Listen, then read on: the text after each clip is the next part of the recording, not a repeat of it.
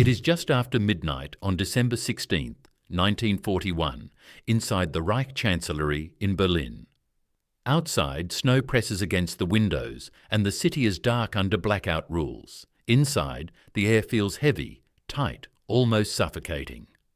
Maps cover the walls. Red and blue pins mark thousands of miles of front lines stretching deep into the Soviet Union. Officers stand stiff and silent. No one dares to speak unless spoken to. At the centre of the room, Adolf Hitler stares at the map, his hands behind his back, his shoulders tense. If you want more content like this, subscribe now and comment below. The Eastern Front is collapsing in ways no one had planned for. The facts are bad, very bad. But in this room, facts are no longer treated as warnings. They are treated as threats. You can almost feel the cold seeping in from the map itself. Moscow is still standing. German soldiers are freezing. Vehicles will not start. Supply lines are breaking. Intelligence reports have been warning about this for months. Yet here, at this exact moment, the truth is not welcomed. It is resisted. To Hitler, facts that contradict his vision are not neutral information. They are acts of defiance, and defiance in his mind must be crushed. This is not how war is supposed to work. Armies survive on facts. They live on reports, numbers, weather forecasts, fuel counts, enemy strength estimates. But under Hitler, something dangerous happens. Intelligence stops being a tool. It becomes a political enemy. And once that line is crossed, reality itself becomes something to fight. To understand how this happened, you have to go back years before the war even began, to the way Hitler learned to see the world. Long before he commanded armies, he had already decided that truth was flexible and that loyalty mattered more than accuracy. In his early political rise during the 1920s, Hitler learned a lesson that would shape everything that followed. If a claim felt right, if it supported his worldview, then it was true enough. If it did not, then it was a lie, no matter how much evidence supported it. This way of thinking followed him straight into power in 1933. From the very beginning, he showed deep suspicion toward experts. Economists, generals, engineers, and intelligence officers all had something in common. They worked with limits. They talked about shortages, risks, probabilities, and timelines. Hitler hated limits. He believed limits were excuses used by weak people. And so, when facts suggested restraint, he heard sabotage. By the late 1930s, this attitude had fully infected the German military system. Officers learned quickly what kind of information was safe to bring to Hitler, and what kind was dangerous. Reports that matched his expectations were praised. Reports that challenged them were questioned, delayed, softened, or quietly buried. Not because the officers were stupid, but because they were afraid. Imagine it now from their perspective. You are a staff officer. You have data showing that fuel reserves are lower than reported. You know that winter equipment is insufficient.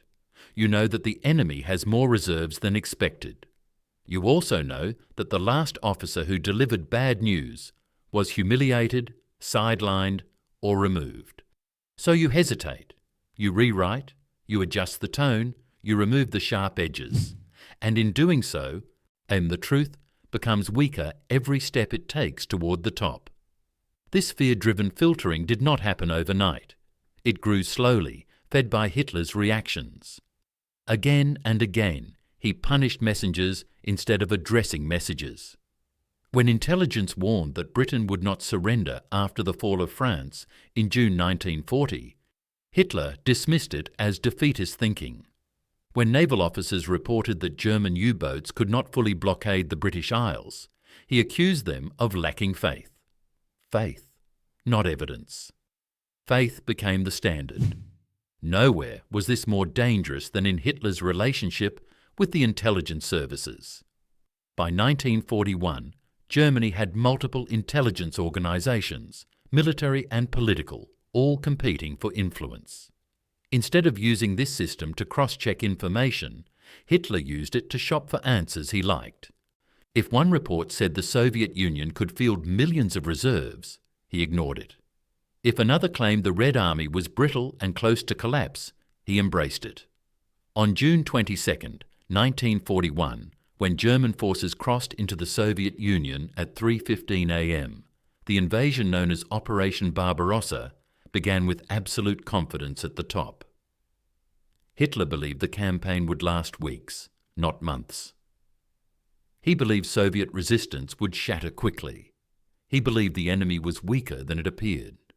These were not conclusions drawn from balanced intelligence. They were beliefs defended against intelligence. Even before the invasion, multiple reports warned that the Soviet Union had deeper manpower reserves than Germany expected. Railway experts warned that the vast distances would strain logistics beyond safe limits. Weather analysts warned about the autumn rains and the brutal winter that would follow. Hitler dismissed all of it. To him, these warnings sounded like political opposition, like doubt, like resistance to his will. As German forces advanced eastward in the summer of 1941, the early successes seemed to prove him right. Entire Soviet armies were encircled. Hundreds of thousands of prisoners were taken. Each victory hardened Hitler's mindset. He became more convinced that instinct mattered more than data, that his intuition was superior to analysis. Every success made him less willing to hear caution. This is where the trap closed. Success did not teach Hitler humility. It taught him certainty. And certainty is deadly when it replaces curiosity. By August 1941, cracks were already forming. Casualties were higher than expected. Equipment losses were mounting. Supply columns were overstretched. Intelligence officers reported that Soviet formations were reappearing after being declared destroyed. Hitler reacted not by adjusting strategy, but by questioning the intelligence itself. He accused officers of exaggeration, of pessimism, of undermining morale. From that point forward, intelligence reports began to change in tone, not because reality changed, but because survival demanded it. Numbers became optimistic. Enemy strength estimates shrank. Timelines shortened. Reality was edited to avoid confrontation. You can almost feel the tension inside the German High Command as autumn approached. On September 30th, 1941, German forces launched Operation Typhoon, the final push toward Moscow. Weather reports warned that the rains would turn roads into mud. Logistics officers warned that fuel and ammunition stocks were not sufficient for a prolonged battle. Medical officers warned that winter clothing was dangerously inadequate. Hitler heard all of it and rejected all of it. He insisted the enemy was finished. He insisted that Moscow would fall before winter. He insisted that warnings were excuses. At this stage, facts had fully transformed into political enemies. They threatened his narrative of inevitable victory. And narratives mattered more to him than outcomes. When the first snow fell in early November 1941, it was not a surprise to those who had studied the climate, but it was treated as a betrayal by Hitler. He blamed commanders. He blamed officers. He blamed anyone except the assumptions that led them there. As temperatures dropped below -20 degrees Celsius, engines froze. Boer's weapons jammed. Soldiers wrapped rags around their boots. Intelligence reports now screamed danger. Soviet counterattacks were forming. Fresh divisions were arriving from the east. German forces were exhausted. Hitler responded by tightening control. On December 19, 1941, he dismissed the army commander-in-chief and took direct command himself. This was not a move toward clarity. It was a declaration that reality itself would now answer to him. From this moment on, the transformation was complete. Intelligence was no longer a guide. It was a test of loyalty. Officers learned that the safest report was one that told Hitler what he already believed. Anything else was career suicide. And so the system adapted, not to the enemy, but to Hitler. What followed was not just military failure. It was a slow war against facts themselves, unfought inside briefing rooms, map halls, and command posts across Europe. And this war against reality would cost Germany millions of lives. But the most dangerous part was yet to come. Because once facts become enemies, the leader no longer fights the war outside. He fights a war against truth inside his own mind. By the start of 1942, something had fundamentally changed inside the German command system. The front lines were still active, the armies were still fighting, but the flow of truth had slowed to a trickle. Reports still moved upward, but they arrived stripped of urgency, softened by fear, and reshaped by expectation. What should have been cold intelligence had become political messaging, and Hitler, sitting far from the front, believed it completely. Inside his headquarters at the Wolf's Lair in East Prussia, and time seemed to freeze. Concrete walls sealed out the world. The smell of damp earth hung in the air. Maps were updated constantly, but the updates no longer reflected reality. Red arrows still pushed forward even when units no longer had fuel to move. On paper, divisions existed that had already been destroyed. The war Hitler was fighting increasingly existed only inside the bunker. You can almost hear the silence in those briefing rooms.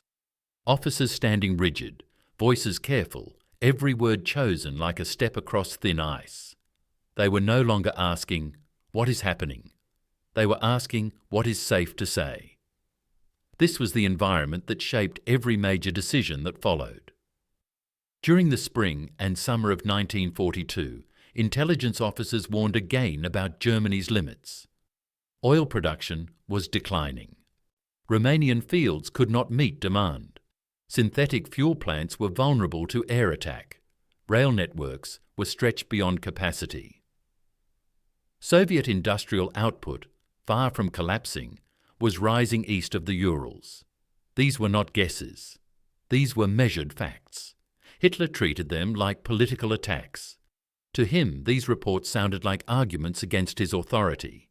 He did not see intelligence officers as neutral observers. He saw them as people trying to limit his will. And so, he dismissed them with the same instinct he used against political rivals. He accused them of lacking belief, of thinking defensively, of thinking like clerks instead of conquerors. This mindset directly shaped the decision to launch the 1942 summer offensive toward the south. The plan aimed for the Caucasus oil fields and the city of Stalingrad. On paper, it looked bold. In reality, it ignored nearly every warning that had been raised. Logistics officers warned the supply lines would be too long. Intelligence warned Soviet resistance was rebuilding. Weather analysts warned about seasonal constraints. Hitler brushed it all aside. When German forces reached Stalingrad in late summer 1942, the city became more than a battlefield. It became a symbol, and symbols are dangerous when facts challenge them. As street fighting dragged on, intelligence reports showed rising casualties and dwindling reserves. Soviet forces were massing on the flanks. Reconnaissance flights detected movement. Prisoner interrogations confirmed preparations for a counter-offensive. Hitler refused to hear it. To him, any suggestion of withdrawal was defeatism. Any warning was sabotage. He treated the idea of retreat not as a tactical option, but as an act of disloyalty. He believed willpower could replace supply lines, that resolve could replace fuel, that loyalty could replace ammunition. When the Soviet counteroffensive began in November 1942, it was not sudden. It was not unexpected. It had been predicted in reports that never reached Hitler in full strength. Or if they did, they were dismissed. When the encirclement closed, trapping the Sixth Army, the truth could no longer be softened. But even then, Hitler fought it. He forbade breakout attempts. He promised air supply that was mathematically impossible. Intelligence officers calculated the tonnage needed. Air Force officers warned it could not be delivered. Hitler accused them of lacking courage, of undermining morale, of not believing hard enough. And the result was catastrophe. As winter tightened around Stalingrad, reality pressed in from all sides. Soldiers starved. Ammunition ran out. Medical supplies vanished. The reports coming out of the pocket were desperate. But at headquarters, the tone remained controlled, optimistic, unreal. Hitler clung to the idea that determination alone could change physics. This was not ignorance, it was rejection. By early 1943, the German intelligence community had learned its final lesson. Truth had no protection. Accuracy offered no safety. Only alignment mattered. The system no longer punished wrong information. It punished inconvenient information. And so the war continued in a fog of self-created illusion. The same pattern repeated itself in North Africa. Intelligence warned that supply lines across the Mediterranean were vulnerable. Naval officers warned that Allied control of sea lanes would strangle operations. Hitler ignored them. When defeat came, he blamed commanders rather than assumptions. It repeated again in Italy. Terrain experts warned about mountainous defences favouring the Allies. Intelligence warned about partisan activity. Hitler treated the warnings as excuses. Then came the bombing campaign over Germany itself. Air defence analysts warned that cities were vulnerable. Industrial planners warned that synthetic fuel plants were critical points of failure. Hitler dismissed the warnings. He believed morale would hold, that production would recover, that technology would compensate. Each time facts knocked, he slammed the door. By 1944, the gap between reality and belief had become fatal. Intelligence clearly showed that the Allies were preparing a major invasion in Western Europe. The exact location was uncertain, but the scale was undeniable. Hitler focused on what he wanted to believe. He convinced himself the main landing would come at Pas de Calais. Reports pointing elsewhere were questioned, delayed, or ignored. When Allied forces landed in Normandy on June 6, 1944, the shock was not that it happened. The shock was that it contradicted Hitler's expectations. And that contradiction alone made him hesitate. For crucial hours, armoured reserves were held back because the reality unfolding on the beaches did not match the reality inside his head. Even then, intelligence officers tried to adjust. They reported the strength of the landings. They warned that this was the main effort. Hitler hesitated. He suspected deception. He suspected manipulation. Facts had trained him to expect betrayal. As the war moved toward its final year, Hitler's relationship with intelligence collapsed completely. Reports that contradicted his beliefs were dismissed outright. Officers stopped arguing. Some stopped reporting altogether. Others told him what he wanted to hear and hoped for the best. Inside the bunkers of Berlin in 1945, maps still showed divisions that no longer existed. Hitler issued orders to units that had been destroyed weeks earlier. Intelligence officers quietly exchanged looks, knowing the truth but unable to force it into the room. At the very end, facts had lost all meaning. The war did not end because Hitler ran out of information. It ended because he rejected it. This is the real danger of treating facts as political opposition. And once truth becomes an enemy, defeat becomes inevitable. Not because the enemy is stronger, but because reality cannot be silenced forever. In the end, Hitler was not defeated by Allied intelligence. He was defeated by his refusal to accept intelligence at all. And that lesson remains. When leaders punish truth instead of learning from it, they do not control reality. They surrender to illusion. The war against facts is the one war no commander can ever win. If you want more content like this, subscribe now and comment below.